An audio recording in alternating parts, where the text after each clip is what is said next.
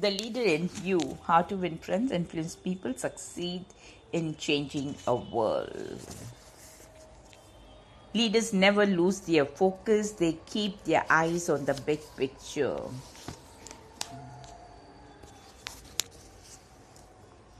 Focus, the ability to ignore distractions and pursue only what is important. That's what made the difference the night and helped save all those lives. What I remember is how quiet it was. It all seemed so quiet and orderly. I didn't hear anything.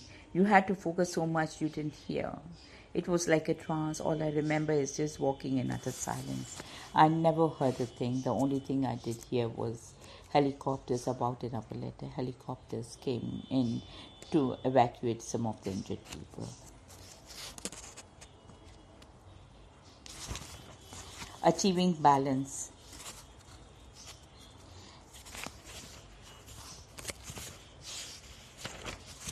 Is so important. We do that every Saturday, whether I have been traveling or I have been in the office. Watching the joy in her eyes keeps me joyful too.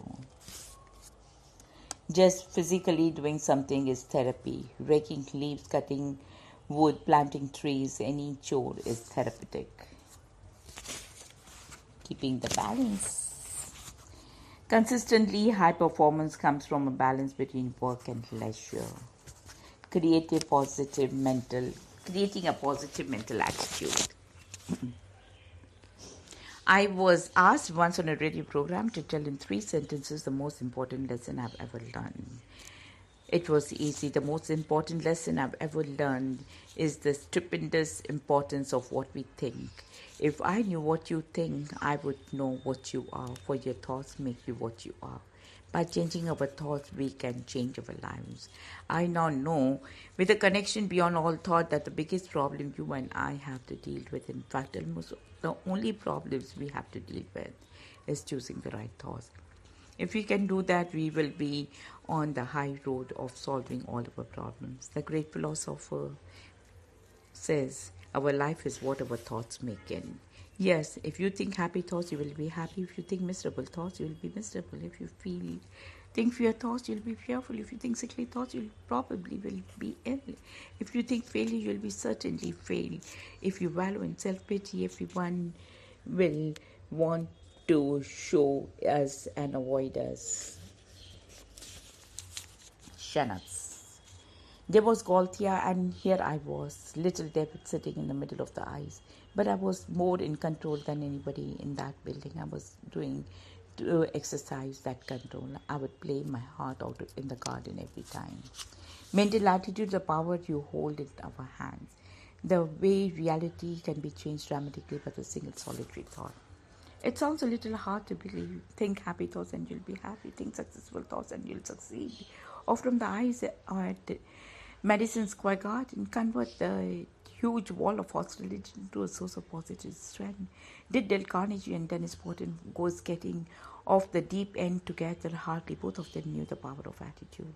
The old expression had it wrong. It isn't what you eat that determines what you are. You are what you think.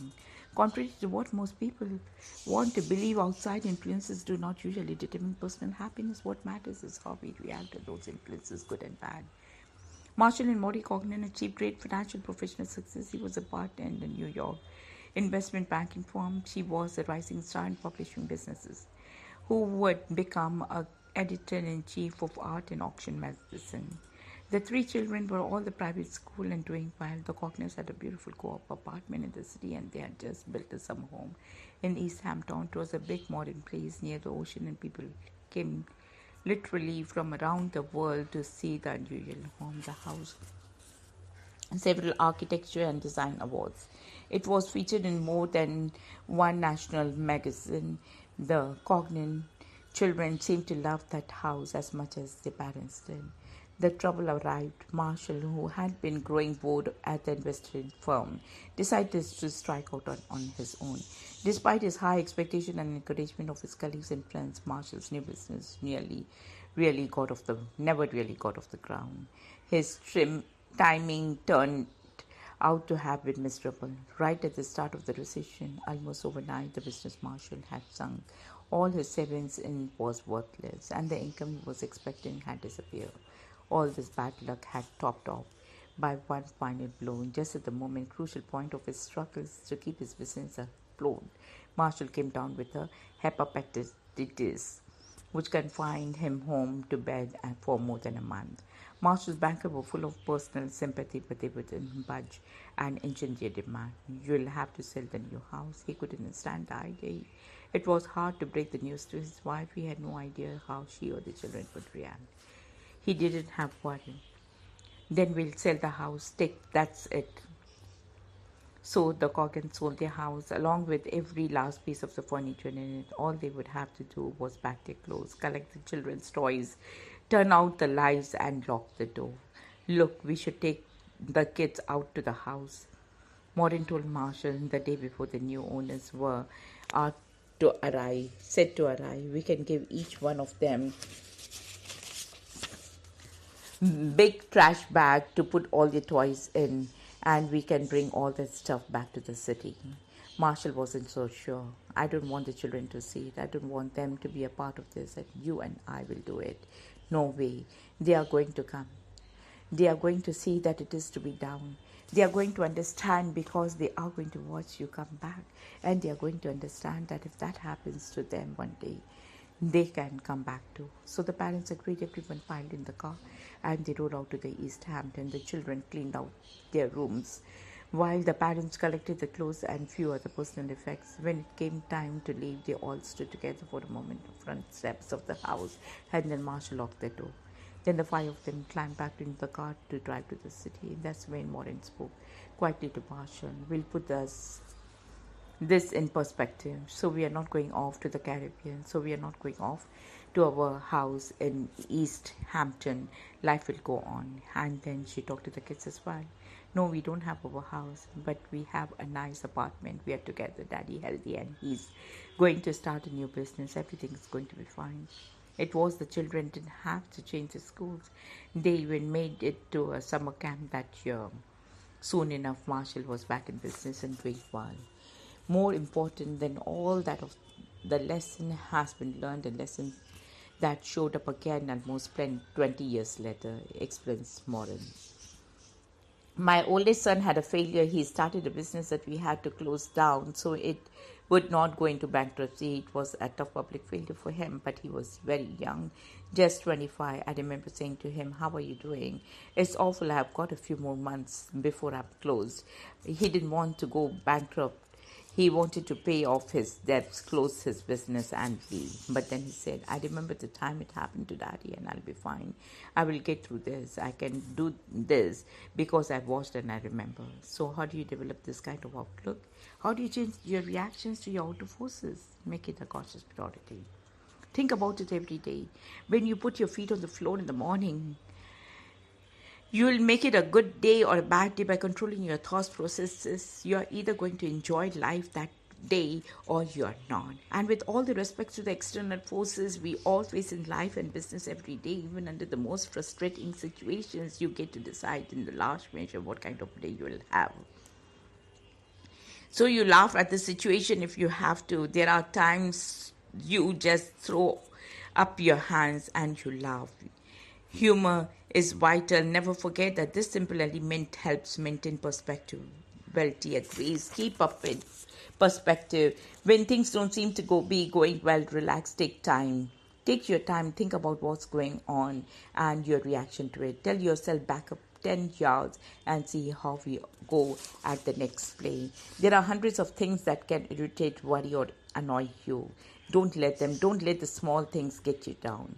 When you get cut off the freeway, there are only two things you can do. You can swear at the other driver and give some obscene gesture, or you can shrug and say to yourself how long it is going to take this guy to end up in the junk heap. He's not going to make it to work the way he's driving. Neither approach will have much effect on how quickly you arrive at the office struggling.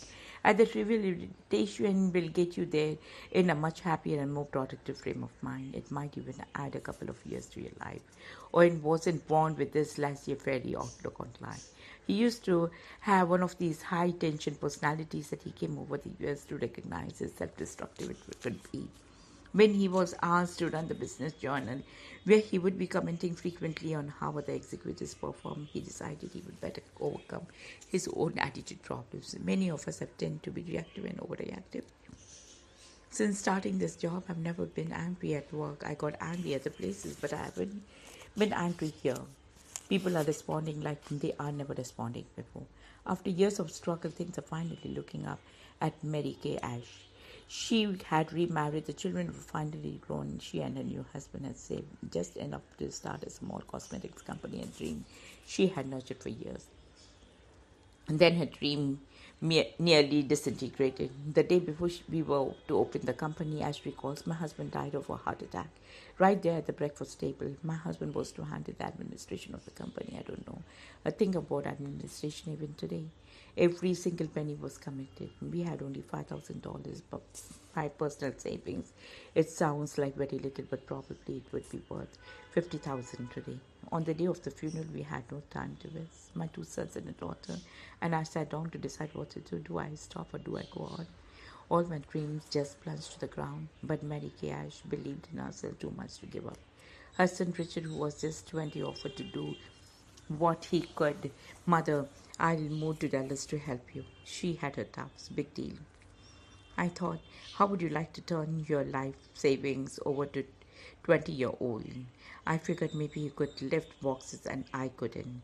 I didn't know if he could fill out an order or not. I mean, he had been just one kid that I had to bring up by my son. But Ash wasn't one to let doubt overwhelm her. She doesn't take well to defeat, so she pressed on. That was the beginning of the company to this work.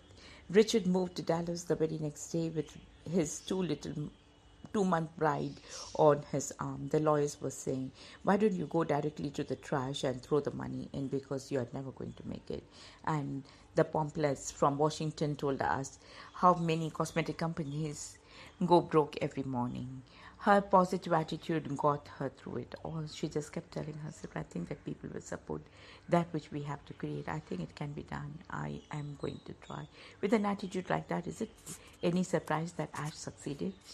These positive, self-confident feelings don't only help you achieve more, they also make other people want to be associated with you. We all respond to attitudes of others. That's why people are drawn to those with upbeat outlooks of life. We want to surround ourselves with friends and co-workers who are happy and productive, who have a can-do, it's no problem attitude. Just as predictably, the constant complainer in any crowd doesn't get much company. Why is this attitude rubs off on others, good or bad? This is a vital concept to remember for anyone who wants to be successful leader today. There are few more powerful motivators than a positive attitude. We all know organizations with a large percentage of the employees are unhappy. How did that get that way? Slowly, one employee at a time, the leader has to fight that spread, constantly substituting positive feelings and attitudes for negative ones. David Luther, the quality chief of Corning Incorporated, learned about the importance of the focusing on the positive and ignoring the negative. From the start, smart union leader in Detroit, a man who represented workers at a factory that made Lincolns and Thunderbirds. An enormous place had been very successful in quality. This guy got up and said, I made the change when I started worrying about the 90% who said yes instead of the 10% who said no. That's a very insightful statement, because a lot of labor negotiations revolve around the 10% who are always resisting. People are always saying, well, let's convert them. This guy knew better. He said, that's the wrong way. I'm going to work with the 90% who want to move forward. And that's what he did, a very insightful approach. Luther has developed this philosophy at Corning eventually, and maybe some of the others over years, but these 90% are ready to come along. They are sitting out there with the power doors open. They are waiting and the motors running. You don't want to be locked in here trying to convince these last people when the vast majority are waiting outside, ready to climb on board. One of the leader's most important jobs then it is to set a positive self-confident tone, showing others that the failure isn't even a possibility. When Julius Caesar sailed across the channel from the Gaul and landed with his legions in what is now England, what did he do to ensure the success of his army? A very clever thing. He halted his soldiers on the chalk cliff of Dover. Looking down on the waves 200 feet below, the men could see every one of the ships that had carried them across that channel, completely ablaze. So here these soldiers were stranded in the enemy's country, their last link with the continent entirely severed, their last means of retreat going up in smoke. What else could they do but advance? What else could they do but conquer? What else could they do but fight with every ounce of strength that was buried in their souls? That is precisely what they did. A positive attitude isn't only important only in the life and death struggles like this, where the soldier's attitude was infused by desperation. It's also the secret of holding a happy life and successful career. It is this cornerstone of leadership. That's what Hugh Downs believes at least. You really don't have to be unkind.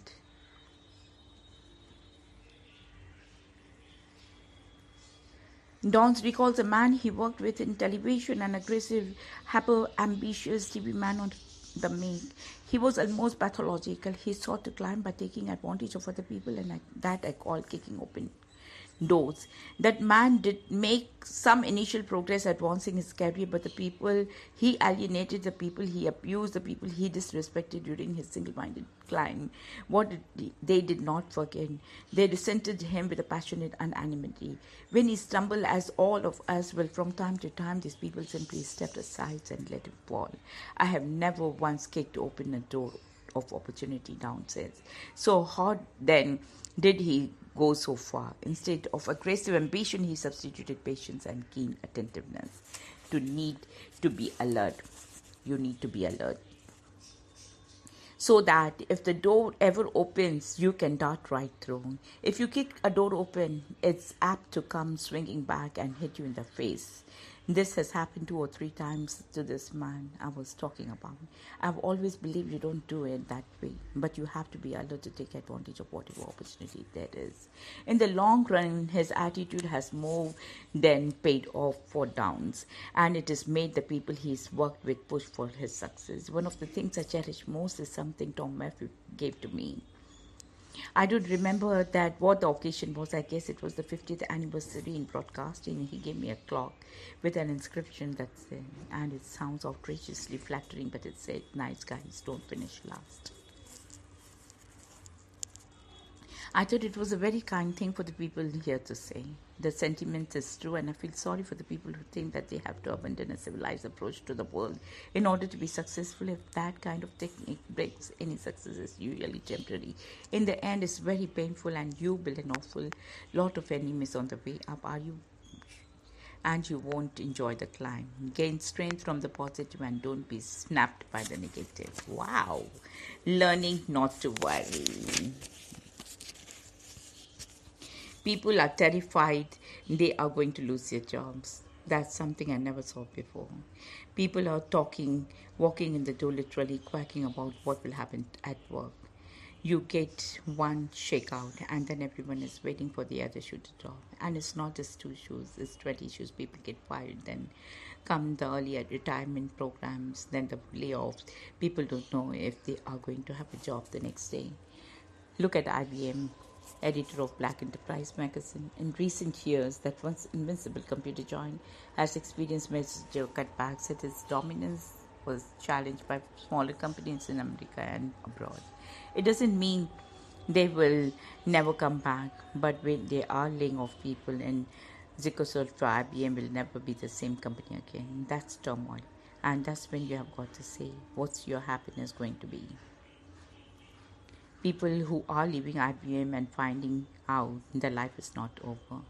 When you think your wings have been clipped, you'll find out you can still fly.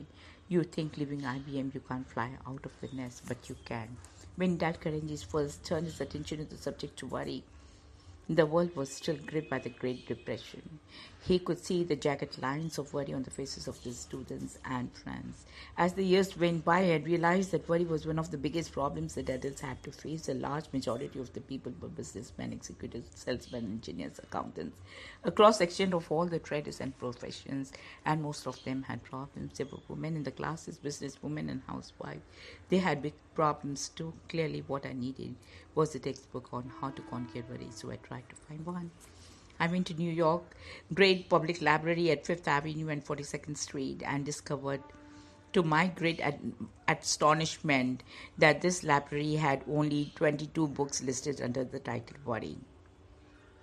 I also noticed, to my amusement, that it had 180 nice books listed under worms. Almost 9 times as many books are about worms as about worry. I was astounded, isn't it? Since worry is one of the biggest problems facing humanity, you would think, wouldn't you, that every high school and college in the land would give you a course on how to stop worrying. Yet if there is even one course on that subject in any college in the land, I have never heard of it. Carnegie spent 7 years reading and studying about worry. He interviewed all the leading experts of the day. He read every worry book that he could get his hands on, and most of which turned out to be a dense psychiatric treatise or, for some other reason, inadequate to as practical guides. Carnegie did more than read and study, though. He relied on what he called his laboratory for conquering worry, the adult education classes he was teaching most nights. Out of all that research came a book about worry and stress, How to Stop Worrying and Start Living. Published in 1944, for the first time ever, the basic techniques for overcoming worry were laid out in a simple, straightforward way. These techniques have been updated and revised many times over the years. In few cases, causes for worry have presented themselves. Learn these techniques, apply them every day. Almost certainly you will gain greater control over your life. You will experience less stress, and worry. You will end up mentally and physically healthier too. Live in daytight compartments. Business was slow. At Chase Manhattan Financial Services in San Diego, California, the loan department was already $9 million behind on the year. The people who worked in the department were growing increasingly tense with each other, and Buckley Conway, the office manager, was so worried she could barely sleep at night, and she decided to try living in daytime compartments. Listen, this has always been a cyclical business. Loans have always come in waves. Just focus on your daily activities, your customer call, servicing, and following up on the advertising. We are all getting through this slump. The results, a happier, productive workforce, and soon enough loan activity picked up. It's mind-boggling to think that how much energy gets wasted on the future and on the past. The past is over, the future hasn't yet arrived. Try as we might, we are utterly unable to affect either one. There's only one time we can possibly live in. The time is the present, the time is today. You and I are standing this very second at the meeting place of two eternities. The vast past that has endured forever, and the future that is plunging on the last syllable of the recorded time. We can't possibly live in either of those eternities. No, not even for one split second. But by trying to do so, we can wreck both our bodies and our minds. So let's be content to live the only time we can possibly live, from now until bedtime. Remember this, and don't go crazy worrying about what might have been. Don't get all tied up in anxiety about things that may or may not happen at some future time. Focus your attention instead on the one place where you can do any good, the reality of life today. So give up the wallowing and give up the butterflies. Sure, think about tomorrow and learn from yesterday. Plan ahead and try to improve upon the experiences of the past. But while you are doing all that, remember that the future and the past are the two things that nobody can possibly change. Singer-songwriter Neil Sedaka, she always said, take each day as a gift, try to live the good and the bad, looking more at the good. It's a constant struggle. Is that easy? No, it's a constant struggle, but I think it can be done. We all have our problems and going through the day. It is. Try to push it away. You have got to walk in the realm of the present, put your energy, your attention, put your drive where it will count today, and then get to work. You just may be surprised by how much can be accomplished in one day tight